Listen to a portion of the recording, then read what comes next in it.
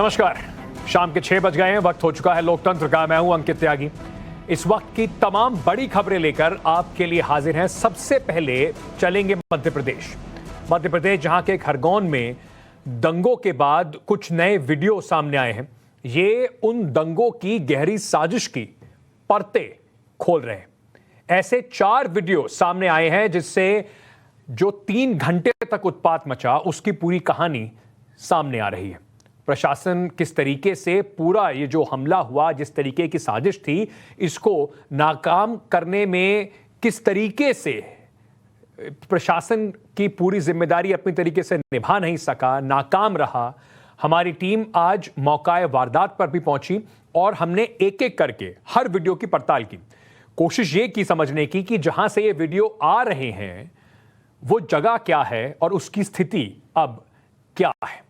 खरगोन की हिंसा का पूरा खेल आपको इस खबर में समझाते हैं।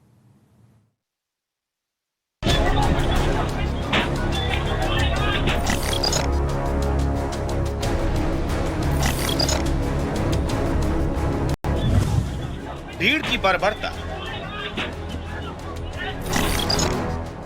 आंखों में दरिंदगी,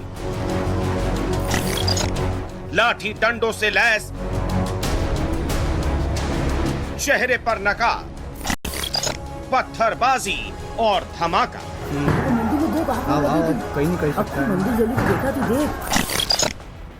ये खरगोन में हुए दंगे की खौफनाक तस्वीर है, जब एक उन्मादी भीड़ सब कुछ बर्बाद करने पर उतारू थी। ना कानून का खौफ, ना पुलिस का डर, ना सरकार का इकबाल। इन दंगाइयों को किसी का डर नहीं था। टाइम्स नाउ नवभारत के पास खरगोन हिंसा के सबसे नए वीडियोस हैं, जो दंगाइयों की बर्बरता से भरे हुए हैं। ये वीडियो जहां का है उसी जगह है, यानी मौकाए वारदात पर हमारी टीम पहुंची। हमारी कोशिश आपके सामने पूरा सच लाने की। तस्वीर धुंधली है, लेकिन यह बताने के लिए काफी है कि हो क्या रहा है। हजारों की भीड़ एक सड़क पर है। भीड़ लगातार पत्थर चला रही, हर चेहरे पर नकाब है। वीडियो देखकर समझा जा सकता है हर किसी का निशाना एक ही तरफ है। करीब 3 मिनट तक दंगाइयों का खेल वहां लगे सीसीटीवी पर रिकॉर्ड होता रहा। इसके बाद एक पत्थर सीसीटीवी कैमरे पर लगा और रिकॉर्डिंग बंद हो गई। जो वीडियो है ये गौशाला इलाके का है, शीतला मंदिर का। देखिए जो दंगाई है कैसे पहुंचे हुए हैं और मंदिर पर में उन्होंने न सिर्फ आगजनी की और तोड़फोड़ की। ये दंगाइयों का पूरा जो झुंड देख सकते हैं कि शीतला मंदिर की सीसीटीवी फुटेज, वहां का मीटर जो लगा हुआ था, वो तमाम चीजें तोड़फोड़ की गई। तो कुल मिलाकर पूरे शहर से जो दंगा हुआ था या हिंसक घटना हुई थी, उसकी सच्चाई की तस्वीरें सामने आ रही हैं। सुनसान सड़क पर हाथ में तलवार लिए एक शख्स दिख रहा है। साथ चल रहे दूसरे शख्स के पास बंदूक है। इसके बाद कुछ लोगों की भीड़ पीछे दिखाई देती है। दंगाई पत्थर बरसाते हुए गली के अंदर दाखिल होते हैं। अगले ही पल दंगाई वापस लौट रहे हैं और जाते जाते पास में पार्क की गई स्कूटी और बाइक को गिराकर संपत्ति को नुकसान पहुंचा रहे हैं। सीसीटीवी कैमरे के थ्रू ये जो अगली तस्वीर सामने आई है, इसमें आप ये देख सकते हैं। देखिए किस तरह से भीड़ आई हुई है और ये तलवार साथ हाथ में लेके जा रहा है। ये देखिए तलवार से कैसे, देखिए गाड़ी पर हमला कर दिया है, लात मार रहा है, ये तलवार मारी जा रही है, तलवार से गाड़ी पर लगातार हमला हो रहा है। तो ये भी भाटवाड़ी इलाका जो शहर के अंदर है, ये गाड़ी पटक दी गई। तो इस तरह का ये दूसरा वीडियो सामने आया। इस हमले से 1 घंटे बाद उसी गली में दोबारा दंगाई लौटते हैं। इस बार उनकी संख्या करीब 20 से 25 थी। नारे लगा रहे हैं, 1-2 के हाथ में लाठी डंडे हैं। पहचान छुपाने के लिए ज्यादातर लोगों के चेहरे पर नकाब है। भीड़ गली में दौड़ती हुई आती है और फिर पत्थर चलाते हुए 2 शख्स दिखते हैं। इसके बाद धमाका होता है। भीड़ गली से बाहर भाग निकलती है। ये भाटवाड़ी इलाके का एक और वीडियो है जहां आप देख सकते हैं ये जो भीड़ है काफी एग्रेसिव होकर, देखिए पथराव करते हुए नजर आएगी, तलवारें लहराते हुए नजर आएंगे। ये भाटवाड़ी इलाके का वीडियो है जिसमें ये जो हमलावर है, दंगाई हैं, देखिए कैसे पथराव कर रहे हैं। तो ये सब तस्वीरें जगह जगह से आना शुरू हो गई हैं। यानी उस दिन क्या हुआ था उस घटना का वीडियो जगह जगह से तमाम वीडियो आ रहे हैं। भाटवाड़ी इलाके का ये वीडियो था। दंगे के तीसरे वीडियो में तबाही दिखने लगी। भीड़ की तादाद अब पहले से कहीं ज्यादा है। पेट्रोल बम के धमाके हो रहे हैं, आग का गोला उठ रहा है। ध्यान से देखिए, दंगाई घरों पर पेट्रोल बम फेंक रहे हैं ताकि आग लग जाए और लोग मजबूर होकर घर से बाहर निकले। जो गाड़ी है जिसमें आग लगाई गई वो मेरे बाईं तरफ है, ये देखिए आप, ये गाड़ी पिकअप खड़ी हुई है जिसमें आग लगाई गई। ये जो दंगाई थे वो अचानक आए और पथराव भी किया और आगजनी भी की, और जिन्होंने ये वीडियो शूट किया वो हमारे साथ मौजूद हैं। आप ये बताइए, गाड़ी ये खड़ी है, ये आप खड़े हैं, तो क्या हुआ था उस टाइम पे? सर उस टाइम में ये कैसे शूट किया आपने? सर ये तो डर के यानी बहुत छोटा सा वीडियो शूट किया है। पहले ये गाड़ी को आग लगाई उन्होंने, वापस पीछे गए, ये वाली गाड़ी को भी आग लगाने का कहा। ये गाड़ी को आग लगाते हुए देख मैं डर गया था, पर जब वो जा रहे थे तो मैं चंद सेकंड के लिए आया, कैमरा चालू किया और देखा कि ये गाड़ी को भी आग लगाई, तब मैंने ये वीडियो शूट किया। टाइम्स नाउ नवभारत के पास वो वीडियो भी है जिसके बाद शहर में दंगा भड़का। वीडियो में साफ दिख रहा है कि तालाब चौक के पास रामनवमी की जुलूस में पत्थर फेंके गए और इसके बाद मामला भड़क गया।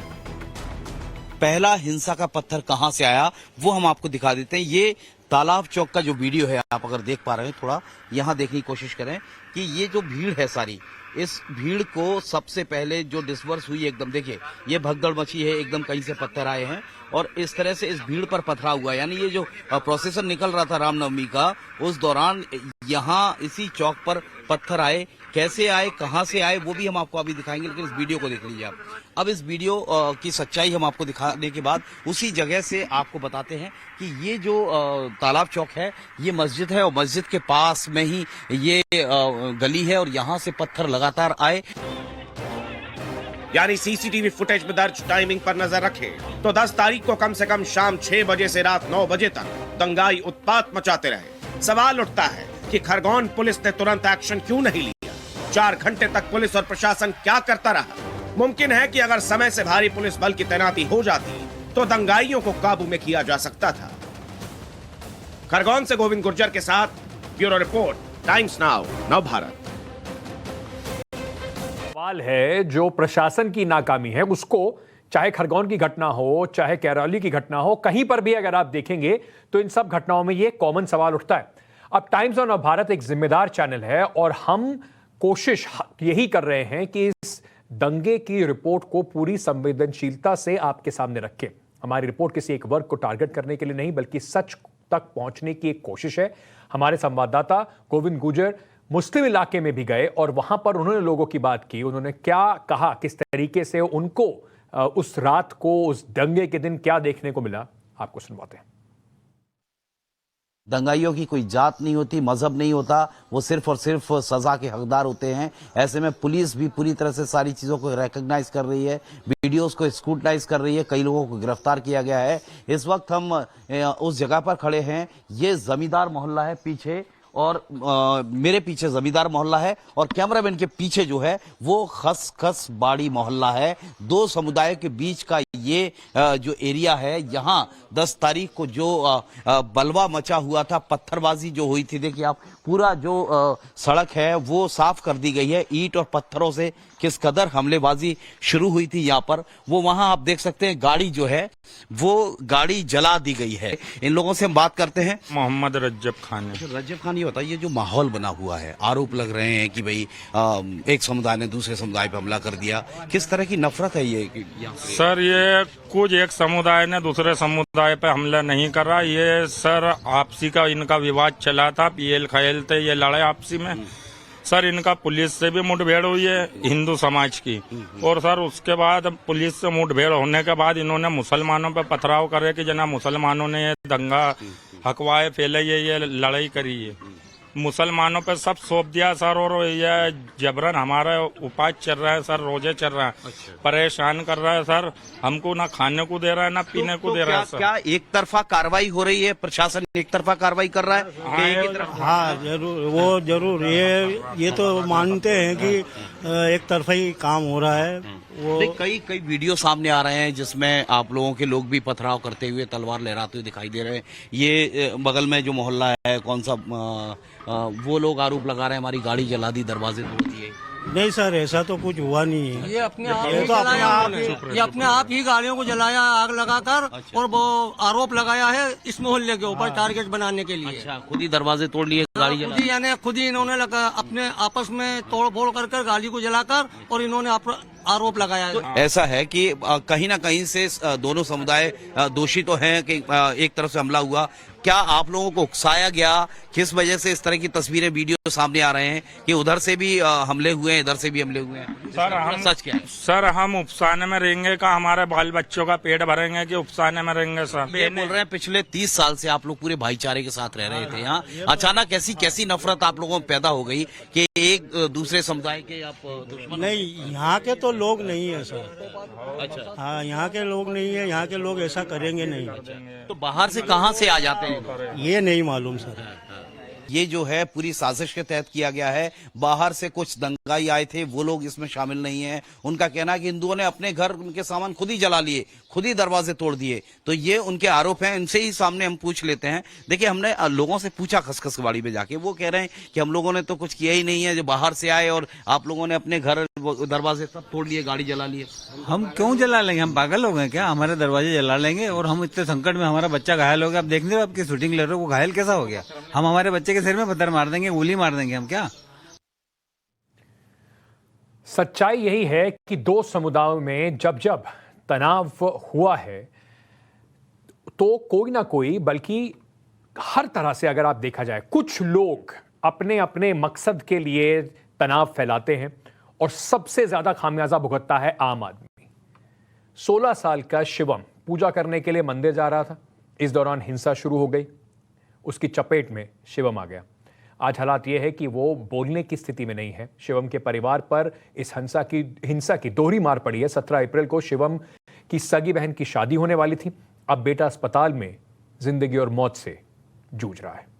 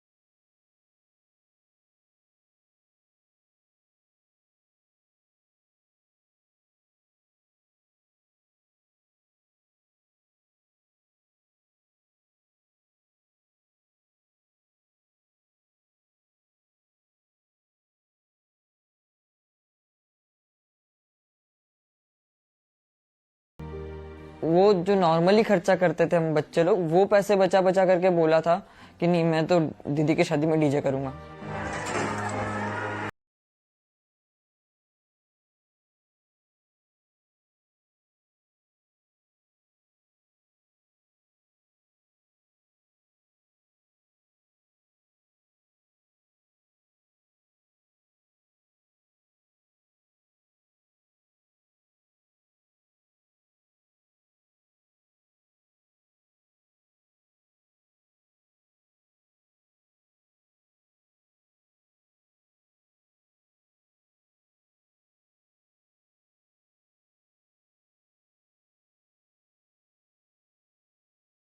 वो किया है जिनके साथ मतलब आना जाना, बातचीत करना, मजाक मस्ती करना, उनसे बातचीत करना कि यार भैया क्या हाल चाल है। वो भी पूछते थे वो लोग, बेटा क्या है, क्या चल रहा है, क्या नहीं चल रहा है, अपने हाल चाल लेना।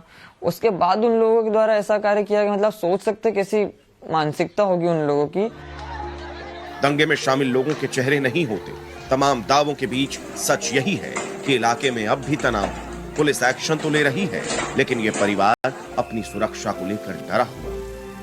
आप एक घर में हैं, आपके घर के आसपास पूरा मोहल्ला है, 150 से 200 लोग पत्थर, तलवार, पेट्रोल बम, बंदूकें लाद के एक एरिया पे हमला कर रहे हैं। बहुत डर का माहौल है। शिवम और उनका परिवार एक नफरत का शिकार है। हद तो यह है कि प्रशासन का कोई बड़ा अधिकारी अब तक इस परिवार की सुध लेने तक नहीं पहुंचा है। इस मिडिल क्लास परिवार की आर्थिक हालत ऐसी नहीं है कि वो महंगे इलाज का खर्च उठा सके।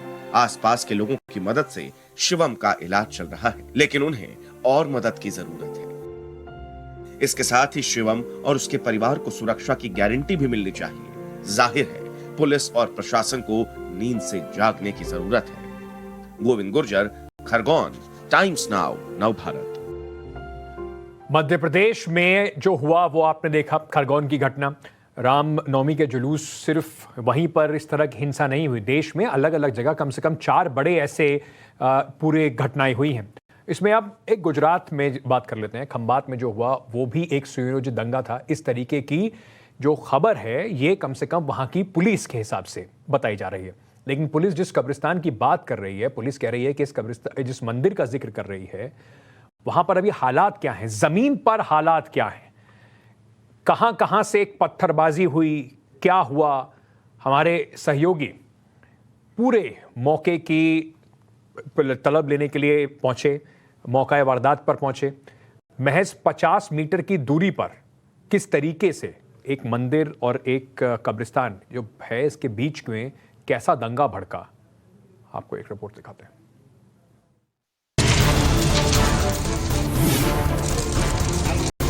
हमें पता चला कि एक कॉन्स्पिरेसी थी और प्री प्लान कॉन्स्पिरेसी के तहत इन लोगों ने पत्थरमारा किया था, जिससे एक मैसेज जाए और भविष्य में इस तरह का कोई रामनवमी की रथ यात्रा नहीं निकले, वो उनका मोटिव था। जो हिंदू लोगों की यहाँ से यात्रा है, इसको एक एग्जाम्पल इन लोगों का मन में था सेट करने का, जिससे भविष्य में ये ना हो। एक प्रभुत्व की लड़ाई इन्होंने उसके कॉन्स्पिरेसी के तहत इनके सामने आई।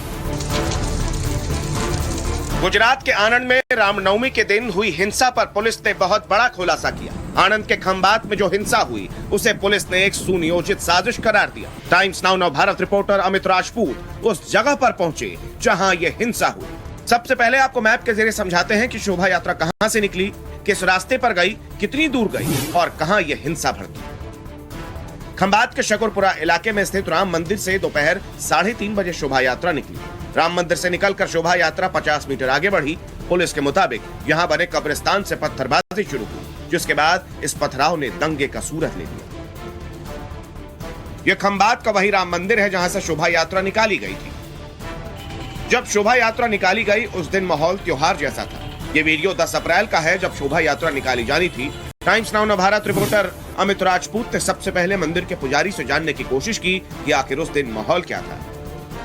ये वही राम जी मंदिर है, यही जगह, यहीं से एक उत्साह का माहौल था। भगवान श्री राम का जन्म था और राम भगवान का मंदिर भी है। सब उत्साह में थे ही, और यहाँ से ये यात्रा निकली। फिर मैं थोड़ा काम में, मंदिर के काम में लग गया। क्या हुआ कि थोड़ा माहौल ऐसा भगदौड़ मच गई थी, तो मैं सोचा इतना सारा भागदौड़ कैसे हो गया, क्योंकि वहां से ही यहाँ सब भागदौड़ चल रहे।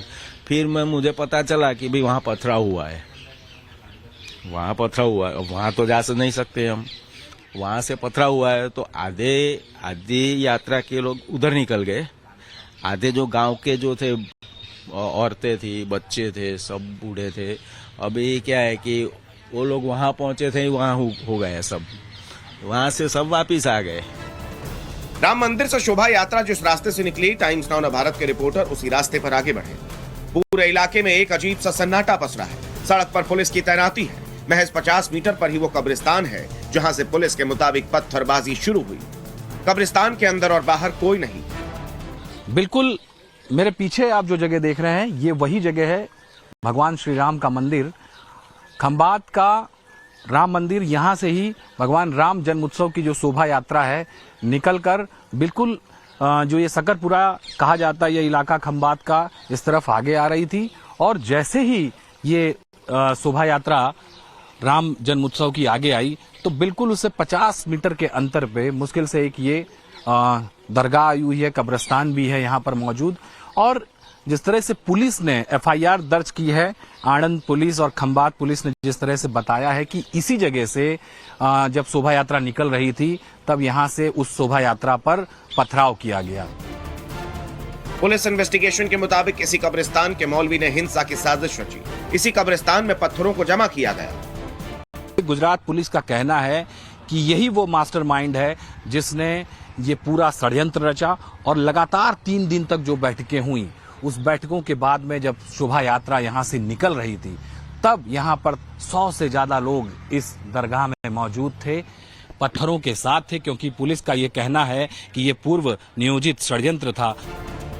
पुलिस अपनी जांच में साजिश का दावा कर रही है, लेकिन इस कब्रिस्तान के सामने के दुकानदारों ने उस हिंसा को अपनी आंखों से देखा था। इन्होंने क्या देखा वो सुनना भी जरूरी है। बिल्कुल इस रोड पे जहां पर हमला हुआ था, मेरे सहयोगी मौजूदान मेरे साथ हैं, वो बताएंगे। ये सामने जो आप रोड देख रहे हैं कैमरे के अंदर, बिल्कुल ये जगह से बाइक आ रही है, अभी आप देख सकते हैं। यही वो रोड है जहां पुलिस के जवान दिख रहे हैं। वहां से यात्रा निकल रही थी और यात्रा निकल के जब आगे बढ़ रही थी तो यहाँ पर बिल्कुल इसके बगल में ही ये देखिए एक साइकिल की दुकान है। ये लोग इसी मोहल्ले में जो हैं वो रहते हैं और हम इन्हीं से बात करना चाहेंगे। ये बताइए, जब यात्रा पे, शोभा यात्रा पे हमला हुआ, कैसे पता पड़ा आपको? क्या माहौल था यहाँ पे? माहौल तो ऐसा था कि यहाँ पर सारी भीड़ इकट्ठा हुई थी और यात्रा में सब आगे जा रहे थे और आगे से वो 2 दुकान दिख रही होगी आपको सामने पर कॉर्नर के ऊपर, वहाँ पर पत्थर मारा शुरू हुआ। पत्थर गिरते हमने देखे और फिर सीधे हमें भागकर मोहल्ले में आ पहुँचे। चोट लगी थी, एक लड़की थी पुलिस वाली, उसको माथे पर चोट आई थी और दूसरे लोगों को भी कहीं चोट आई थी, लेकिन वो यहाँ पर थी हमारे सामने। हम सब खड़े थे, वो लोग बैठे थे, पत्थर चालू कर दिया। शोभा होता पंचर की पुलिस वाले, सब पुलिस वाले थे। खंभात में ग्राउंड जीरो पर जाकर तो यही समझ में आ रहा है कि शोभा यात्रा के दौरान अचानक पत्थर चले, लेकिन पत्थर चलने के बाद इस घटना ने कैसे दंगे का रूप ले लिया, ये जांच का विषय है। अब खंभात हिंसा के बाद पुलिस ने 9 आरोपियों को गिरफ्तार जरूर किया है। 2 लोग फरार बताए जा रहे हैं। पुलिस का दावा है कि इस मामले में इंसाफ जरूर होगा, लेकिन जो परिवार है वहां पे, जो लोग इससे पूरी तरीके से, जिन लोगों पे असर पड़ा है, वो ये बात पूछ रहे हैं, जिनका कोई ना कोई इस दंगे में मारा गया है, जख्मी हुआ है, कि क्या उन्हें इंसाफ मिलेगा?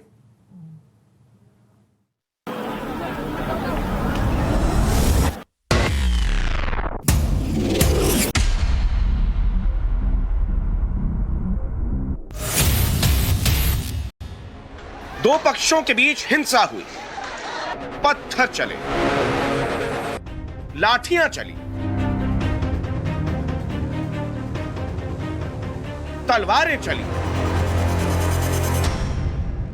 आगजनी हुई। दो पक्षों ने एक दूसरे पर आरोप लगाए, लेकिन इन सब के बीच एक शख्स की जान चली गई।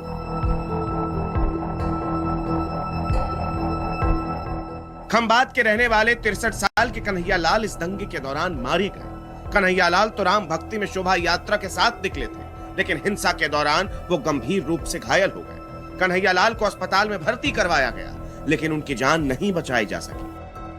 उनके घर पर खंभात के गंधकवाड़ा इलाके में हमारी न्यूज टीम जो है वो पहुंची है। बिल्कुल मेरे सामने आप देख सकते हैं, ये उन्हीं का घर है, कन्हैया लाल राणा का, जो राम नवमी के अवसर पर शोभा यात्रा के, राम जन्म उत्सव के उत्साह में यहाँ पर उस मंदिर पर, राम जी मंदिर पर पहुंचे थे और उसके बाद उन्हें पता नहीं था कि इस तरह से उनके साथ ये हो जाएगा। तो वहाँ पे जो भगदौड़ मची ना, इसमें उनको क्या मालूम, क्या जो भी असामाजिक तत्व थे जो रथ यात्रा का विरोध करने वाले, वो उनको कैसे भी करके ले गए। उन्होंने हथियार के जो भी लगी, जिसके इनकी ज्यादा लग गई, जिसका इनकी मौत हो गई है। कन्हैया लाल को किसने मारा, किसके हाथ से निकला पत्थर उन्हें लगा, ये सब जांच का विषय है। लेकिन सांप्रदायिक हिंसा फैलाने वालों को कन्हैया लाल के बारे में ये सच देखना जरूरी है। कन्हैया लाल राणा बिल्कुल उसी जगह पे टाइम्स नाउ नवभारत की टीम ग्राउंड जीरो पर है। मैं बताना चाहूंगा, ये आप देख सकते हैं 1965 में बनी हुई पीर गेबन साहब बाबा की दरगाह, ये दरगाह है और बिल्कुल उस दरगाह के बिल्कुल बाजू में कन्हैया लाल राणा, जिनकी मृत्यु उस दौरान हो गई, रामनवमी के दौरान जो मामला हुआ। सबसे बड़ी बात यह है कि यह तस्वीर उन लोगों को देखनी चाहिए, उन पत्थरबाज गैंग को देखनी चाहिए कि किस तरह से यहां पर एकता और अखंडता का भाव जो है वो कन्हैया लाल के घर के बिल्कुल बाजू में नजर आता है। इस तरह की हिंसा हुई, लेकिन उसके बावजूद इस मोहल्ले के अंदर, इस गंधकवाड़ा के अंदर, इस दरगाह को किसी भी तरह का नुकसान, किसी भी तरह की चोट यहां पर नहीं पहुंचाई गई है, जो कि इस घटना के अंदर, इस हिंसा के दौरान कन्हैया लाल का घर बिल्कुल इस दरगाह के बाजू में आया था। एक शख्स जो सामाजिक सौहार्द की मिसाल था, उसे सांप्रदायिक हिंसा में मौत के घाट उतार दिया गया। ये शर्मनाक है, इंसानियत पर एक भद्दा दाग है। अमित राजपूत, आनंद, टाइम्स नाउ, नवभारत। एक सवाल जरूर है, खरगोन की आपको रिपोर्ट दिखाई, खंबात से हमने आपको रिपोर्ट दिखाई। दंगों अगर शोभा यात्रा निकल रही थी, किसी भी यात्रा की इजाजत पुलिस देती है, तो पुलिस अगर इजाजत देती है तो क्या पुलिस की और प्रशासन की जिम्मेदारी नहीं थी कि ये पूरा यात्रा में सुरक्षा प्रदान की जाए? कुल मिलाकर किसी भी तरह की घटना अगर होती है तो उसकी जिम्मेदारी किसकी होगी? अगर इस तरीके से जो बताया जा रहा है कि कॉन्स्पिरेसी थी, तो क्या लोकल इंटेलिजेंस यूनिट जो पुलिस की होती है वो हाथ पे हाथ धरे बैठी हुई थी? साजिश में इंटेलिजेंस के इनपुट क्यों नहीं थे? पत्थर, तलवार, पेट्रोल बम की जानकारी क्यों नहीं थी?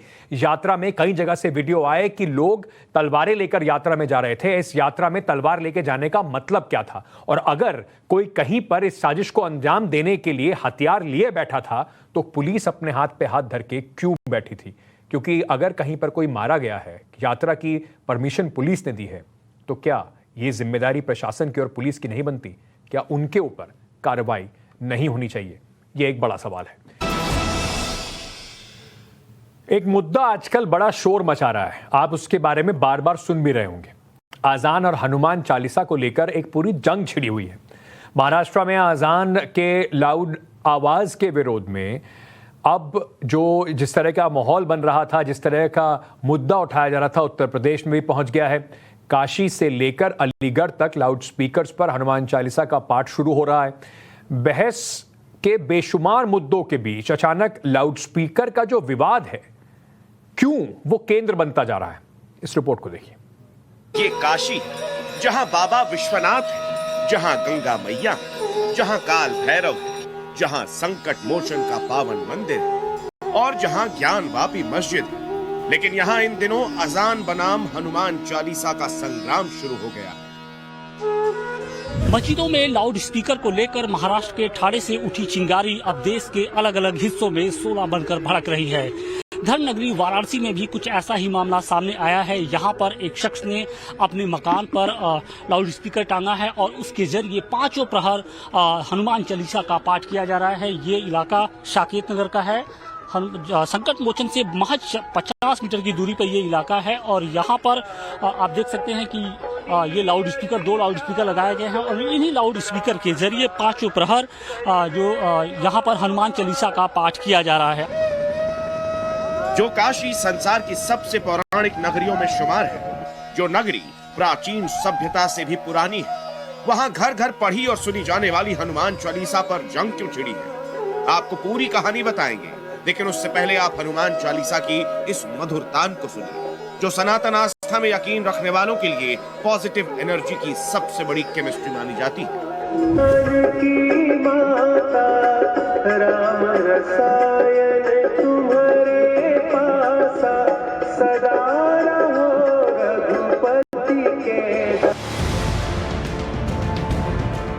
काशी में जिस घर की छत पर लाउड स्पीकर के जरिए हनुमान चालीसा का संगीत बज रहा है, वो घर काशी विश्वनाथ ज्ञानवापी मुक्ति आंदोलन के अगुआ सुधीर सिंह का है। अचानक उनके दिमाग में स्पीकर से हनुमान चालीसा बजाने का आइडिया क्यों आया, या उनका मकसद कुछ और है?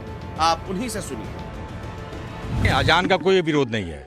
हम लोग के यहाँ परंपरा थी, पहले भी मंदिरों में हम लोग छोटे छोटे थे। यहाँ मानस मंदिर पर जो है सुबह सुबह वैदिक पाठ होता था, सुप्रभात होता था, हनुमान चालीसा होती थी, हम लोग की सुबह उसी से होती थी।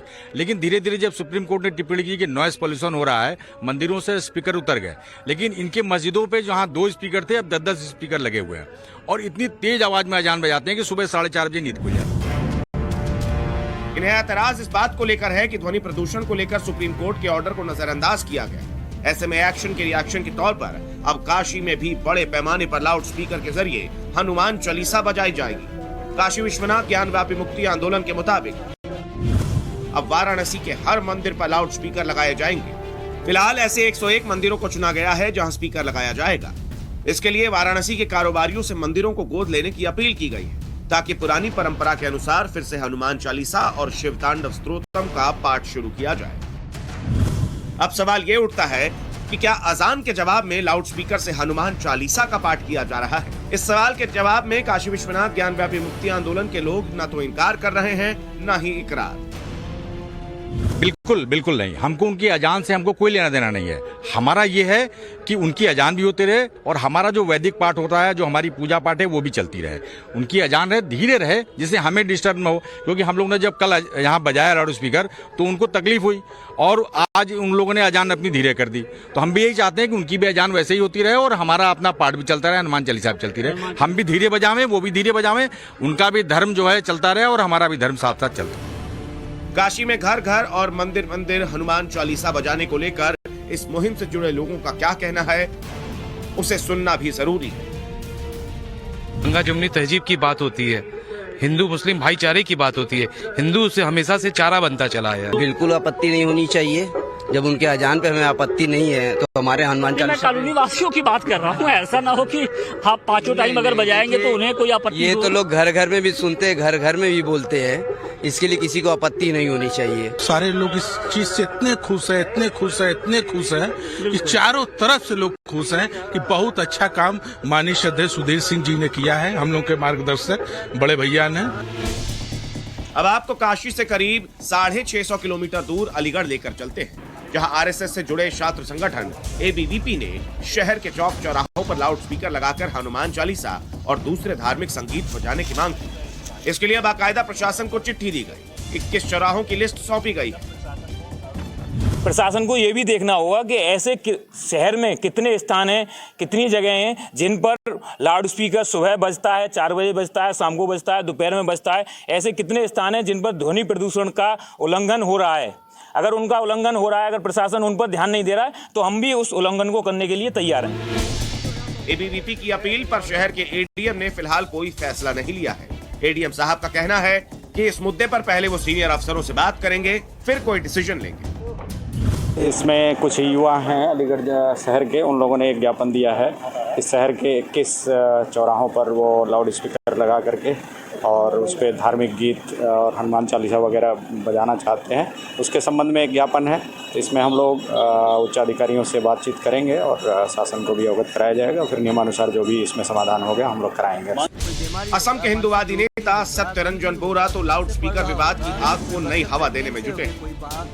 किसी का हम ध्यान करते हैं, कोई बीमारी होगा, मानसिक रोगी होगा, कोई भी होगा, कोई बच्चे पढ़ रहा होगा, कोई बच्चे प्रेग्नेंट से होंगे, कोई माँ, तो उसके ऊपर क्या ये असर पड़ेगा?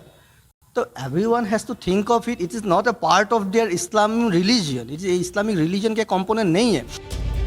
हालिया दिनों में लाउड स्पीकर से आजान पर बवाल की शुरुआत महाराष्ट्र से हुई, जहां एमएनएस चीफ राज ठाकरे इस मुद्दे को जोर शोर से उठा रहे हैं। हिंदू नववर्ष के मौके पर राज ठाकरे ने मस्जिदों में लाउड स्पीकर की तेज आवाज पर सवाल उठाए, इस पर रोक लगाने की मांग की थी। ऐसा नहीं करने पर मंदिरों से भी तेज आवाज में हनुमान चालीसा बजाने की चेतावनी दे दी। रामनवमी के दिन एमएनएस ने शिवसेना ऑफिस के बाहर लाउड स्पीकर लगाकर हनुमान चालीसा बजाना शुरू भी कर दिया, तो पुलिस ने इस पर फौरन रोक लगा दी। एमएनएस नेता को हिरासत में ले लिया गया। ध्वनि प्रदूषण पर कंट्रोल की बात मुनासिब है, लेकिन सवाल नेताओं की मंशा पर है। क्या वो वाकई साउंड पोल्यूशन को लेकर चिंतित है या फिर इसके पीछे का एजेंडा कुछ और है, समझना ये भी जरूरी है। वाराणसी से आशुतोष सिंह के साथ bureau report, times Now, Navbharat. अब लाउड स्पीकर पर आजान की ऊंची आवाज एक तरफ सियासत हो रही है, तो दूसरी तरफ डिप्टी मुख्यमंत्री उत्तर प्रदेश के ब्रजेश पाठक का एक वीडियो सामने आया, जिसमें उन्होंने आजान की आवाज सुनते ही अपनी स्पीच को रोक दिया। पाठक का ये वीडियो सोशल मीडिया पर तेजी से वायरल हो रहा है। वीडियो शेयर करने वालों के साथ साथ उत्तर प्रदेश के लोग जो हैं वो उत्तर प्रदेश के डिप्टी चीफ मिनिस्टर की जमकर तारीफ कर रहे हैं। ये काम होता है नेताओं का, ना सिर्फ धार्मिक उन्माद को भड़काने का।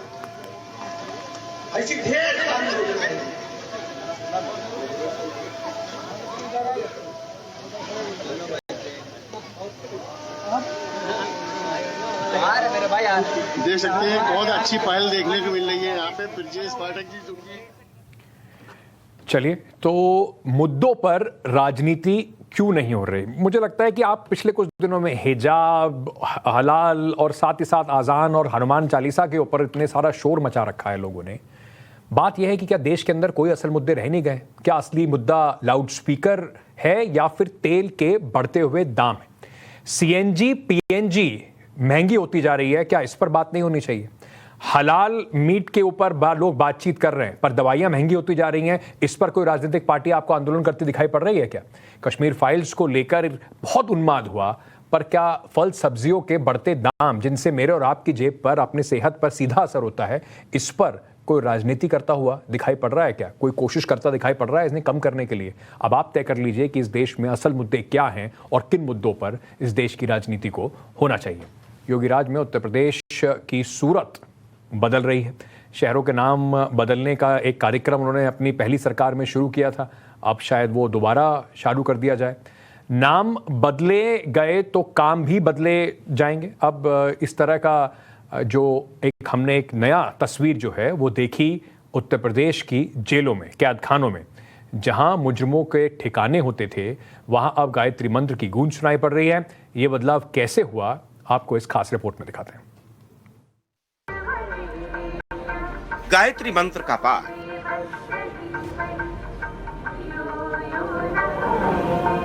महामृत्युंजय का जाप,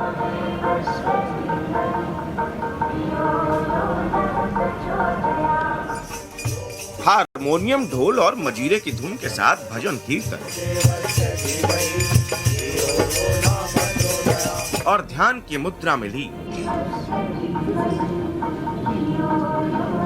धर्म अध्यात्म के इस संगम को आप क्या कहेंगे?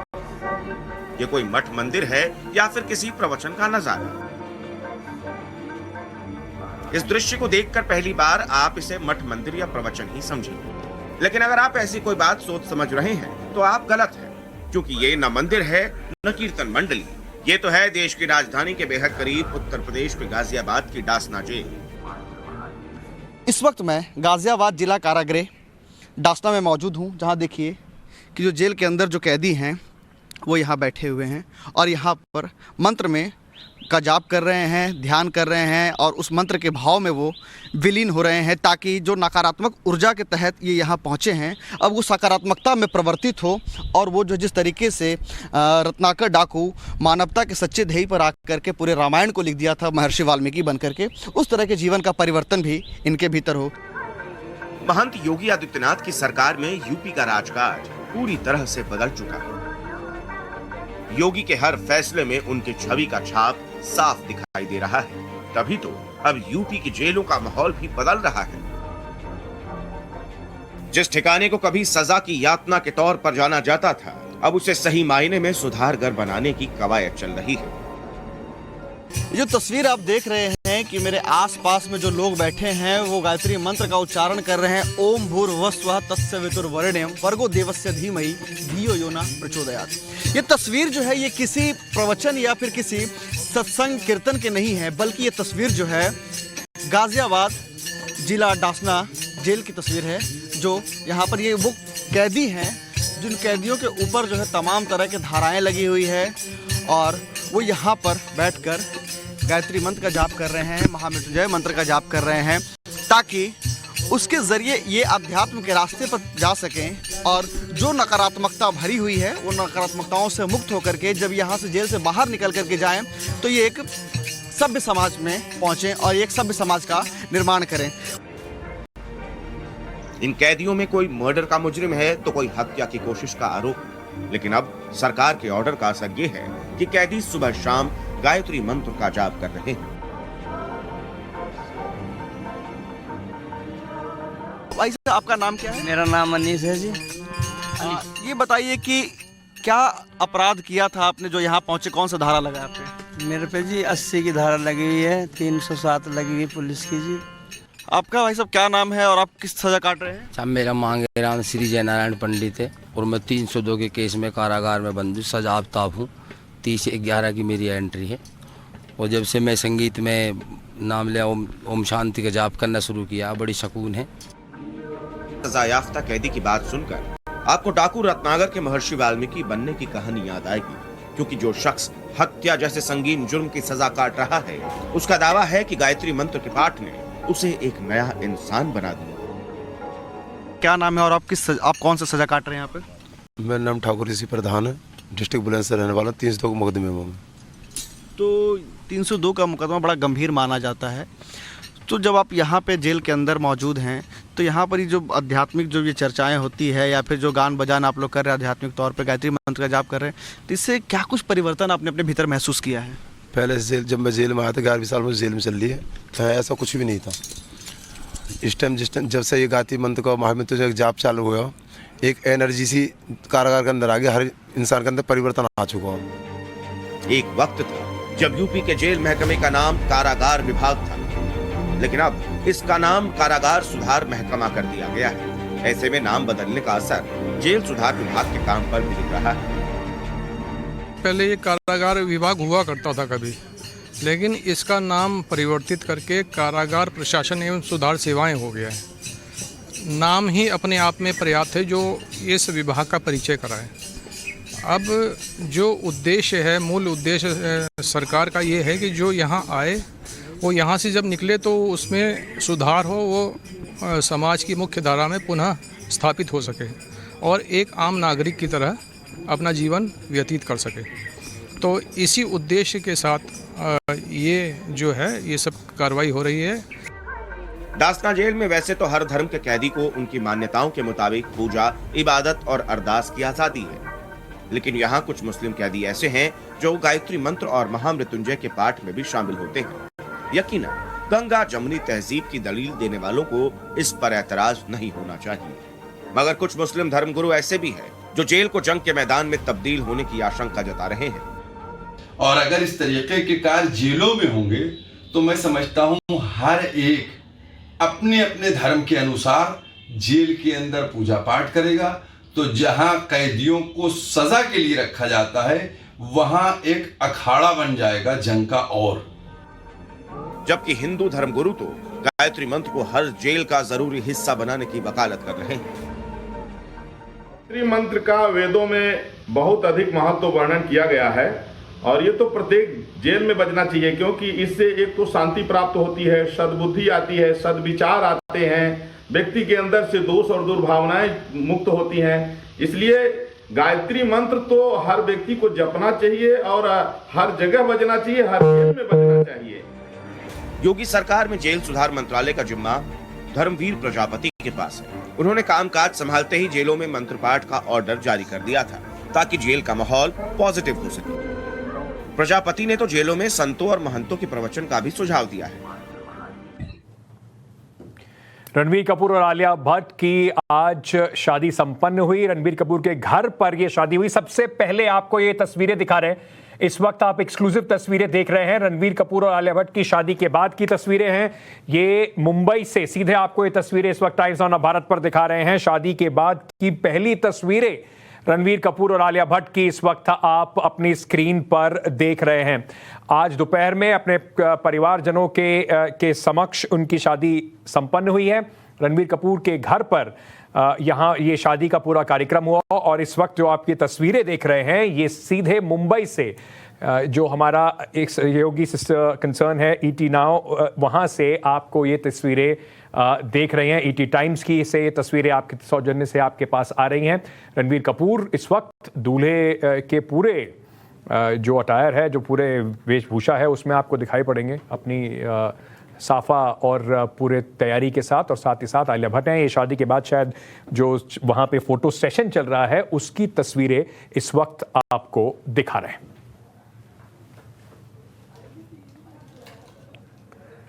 तो आलिया भट्ट और रणबीर कपूर की शादी हो चुकी है और इस वक्त आप ये पहली तस्वीरें देख रहे हैं टाइम्स नाउ नव भारत पर।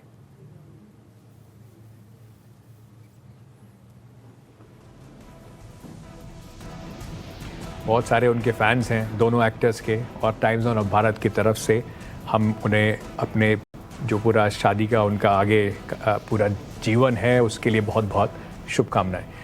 छोटा सा ब्रेक, खबरों का सिलसिला टाइम्स ऑन भारत पर जारी रहेगा, बने रहिए हमारे साथ।